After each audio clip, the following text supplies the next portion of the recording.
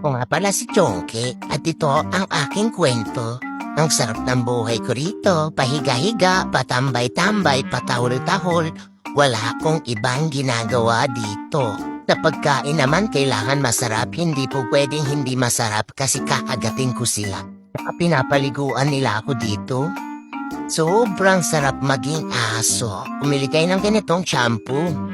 Napakagandang gamitin. Sulit na sulit ang presyo, tinatanggal niya ang mga alaga ko sa katawan. Hindi ko na need magtrabaho, ang sarap-sarap humilata.